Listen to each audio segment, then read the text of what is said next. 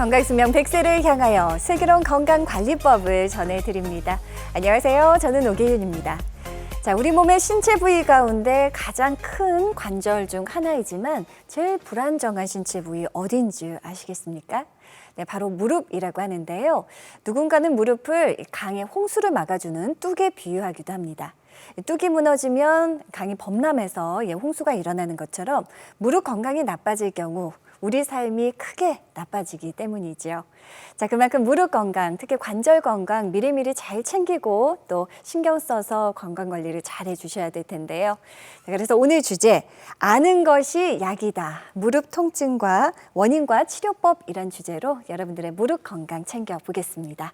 또 건강 상담 무료 전화 통화로 여러분들의 고민 해결에도 도움이 되려고 하는데요. 무릎 통증 혹은 퇴행성 관절염 등으로 고생하고 계신 분들 전화 주십시오. 여러분들의 고민 해결 도움 드리겠습니다.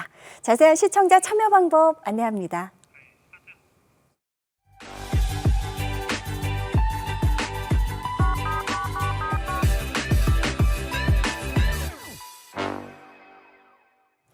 네, 여러분들의 관절 건강을 위해 오늘 도움 말씀 주실 전문의 모셨습니다. 정형외과 전문의 김상훈 원장님 나와주셨어요. 원장님 안녕하십니까? 안녕하십니까? 시청자분들께 인사 한 말씀 해주시죠. 네. 날씨가 많이 더워졌습니다. 스포츠 활동하시는 분들이 많아졌는데요. 이와 함께 무릎 통증, 스포츠 활동하시면서 생기는 무릎 통증 때문에 외래에 내원하시는 젊은 환자분들도 늘어나고 있는데요. 예전에는 퇴행성 관절염이다 하면 일을 많이 해서 생기는 걸로 알고 있었는데 최근에는 일을 많이 해서 생기는 것보다 젊었을 때 생겼던 스포츠 손상을 방치해서 시작되는 퇴행성 관절염이 더 많아지고 있다는 이런 통계도 있는데요. 네. 이 점 꼭 주의하시고 적절한 진단과 조기 치료 꼭 잊지 마시길 바라겠습니다. 예. 감사합니다. 자, 오늘 김상훈 원장님과 함께하면서 여러분들의 무릎 건강과 관련된 다양한 고민 해결 도움 드리겠습니다. 아래 나가는 번호로 지금 바로 연락 주시기 바랍니다. 자, 우리 몸의 수많은 관절 가운데 가장 불편함을 호소하는 부위 역시 무릎이 아닌가 합니다.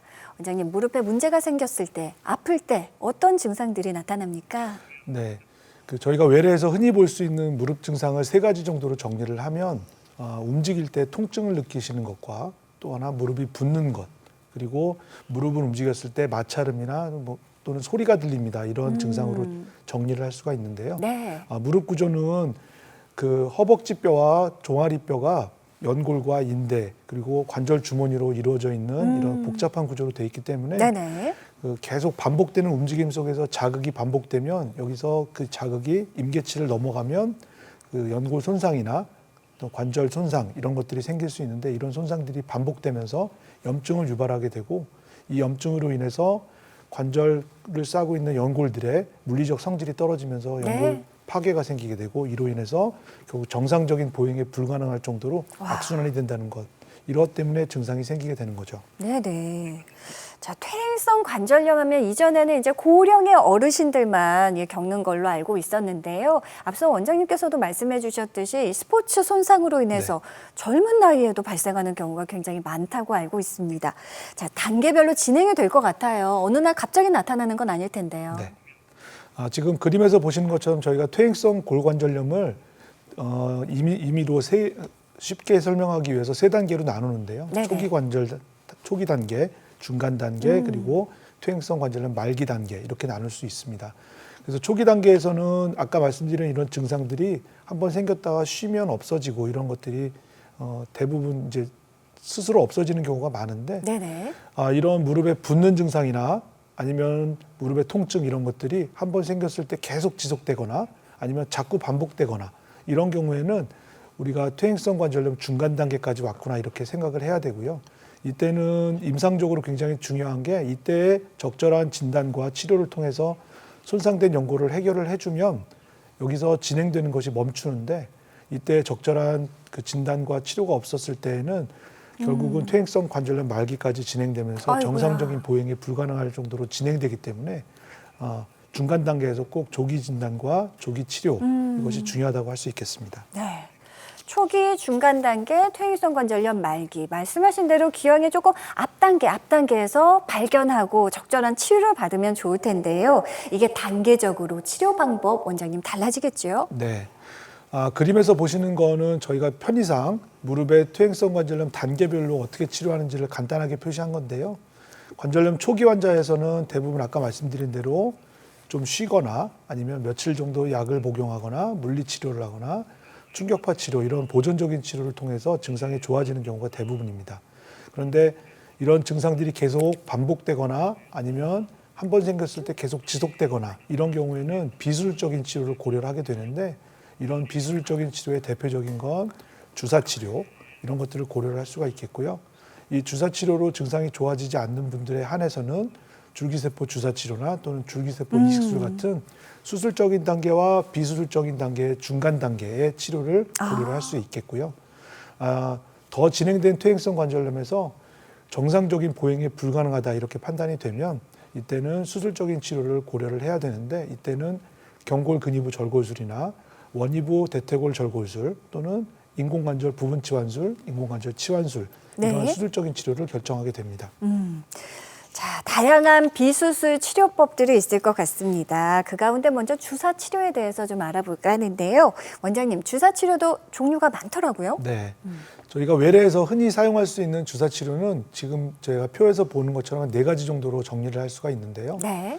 스테로이드 주사 치료, 히알루론산 주사 치료, 그리고 PDRN 주사 치료, 그리고 증식 주사 치료 이렇게 4가지로 나눌 수 있습니다. 그래서 이 4가지 중에 위에 두 가지 그 치료 방법은 무릎에서 생기는 염증 반응을 직접적으로 억제해서 증상을 호전시키는 방법이겠고요. 네. 밑에 2가지의 치료 방법은 이런 염증 반응을 억제하기보다는 손상된 조직들을 점차적으로 원래대로 조직 재생을 시키거나 더 튼튼하게 강화시키는 이런 방법을 통해서 점진적으로 증상을 좋아지게 만드는 이런 치료 방법이라고 할 수 있겠습니다. 네. 그러니까 즉각적인 통증을 조금 완화시키는데 그치느냐 아니면 이 통증의 원인을 좀 해결하느냐고 차이가 있을 것 같아요. 그 가운데 증식 주사 원장님 이 원리를 조금 궁금해 하실 것 같거든요. 네, 지금 보시는 증식 주사 치료는 저희가 인위적으로 손상된 연골이나 손상된 인대 부위에 인위적으로 염증 반응을 유발시켜서 이 염증 반응이 생겨나고 이 염증 반응을 통해서 정상적으로 따라오는 증식 재생 반응, 조직 재생 반응을 일부러 유도시키는 방법이라고 할 수 있겠는데요. 네네. 주기적으로 고농도의 포도당 주사를 손상된 부위에 우리가 인대나 연골이 손상된 부위에 주사를 해주면 이게 염증 반응을 처음에 유발하게 되고 약간 붓기와 통증을 유발하게 되는데 이때 걱정하실 건 아니고요. 한 3, 4일 정도 지난 다음에는 염증이 가라앉게 되고 이 염증을 통해서 우리 몸에서 여기가 문제가 생겼구나. 가서 해결을 해야지 원래대로 재생을 시켜야지 하는 이런 조직 재생 반응들이 동반되는데 이 네네. 조직 재생 반응을 통해서 손상되어 있는 인대가 보다 두껍고 탄탄한 인대로 재생될 수 있게 유도를 시켜주는 방법이라고 할 수 있겠습니다. 네. 그러니까 우리 몸의 그 자연적인 치유의 능력을 이용하는 것이 증식 주사 치료 원리가 아닌가 싶습니다. 그 밖에 다양한 특징들 소개해 네. 주실까요? 증식 주사 치료의 특징은 시술 시간이 굉장히 짧고요. 그 절개를 할 필요가 없다는 점에서 굉장히 안전하다고 할 수 있겠고 네. 우리 몸의 무릎뿐만 아니라 모든 관절에서 적용을 할 수가 있습니다. 그리고 아까 말씀드린 대로 단순히 염증 반응을 억제시켜서 급한 불을 끄는 이러한 직접적인 치료가 아니라 손상된 조직을 천천히 원래보다 두껍게 튼튼하게 재생시켜주는 이런 근본적인 치료라는 장점이 있는데 네. 단 하나 주의하셔야 될 건 이러한 증식 주사 치료를 하기 전에 꼭 정밀 검사를 통해서 손상된 부위가 어느 부위인지 그리고 정말 손상된 게 맞는지를 꼭 확인하셔야지 손상된 부위가 굉장히 큰 부위고 중요한 부위인데도 불구하고 정밀 검사 없이 괜찮겠지 그리고 계속 증식 주사 치료를 하다 보면 결국은 다음 단계로 넘어가야 되는 치료 시기를 놓치게 되기 때문에 이 점을 꼭 조심하셔야 되겠습니다. 예. 자, 증식 주사를 통한 치료 사례 살펴보겠습니다. 62세 퇴행성 관절염으로 고생하셨던 어머님께서 받으셨네요. 네. 사진에서 보시는 환자분은 62세 여자 환자분이신데요. 무릎에서 열이 나고 붓고 이런 염증 반응이 있었고 무리하게 걷고 나면 통증이 심해지는 이런 그 증상 때문에 병원에 내원하셨는데 저희가 시술 전에 MRI 검사를 했을 때는 무릎 앞쪽과 뒤쪽에 굉장히 하얗게 보이는 물이 차는 소견이 관찰돼 있었고 이렇게 무릎 관절에 물이 차게 되면 관절 연골의 그 물리적 성질이 떨어지기 때문에 관절 연골이 정상 범위에서 떨어져 나가고 네. 탈락되는 이런 소견이 보이는데 이것 때문에 관절면이 불규칙해지면 계속 반복되는 움직임 속에서 연골도 손상이 되고 이런 악순환이 지속되는데요. 그렇군요. 그래서 주사 치료를 4회 정도 시행하고 나면 관절 주변의 염증 반응이 확 억제되고 그래서 손상된 연골 조직들이 정상화되어 있는 소견을 관찰할 수 있었습니다. 네.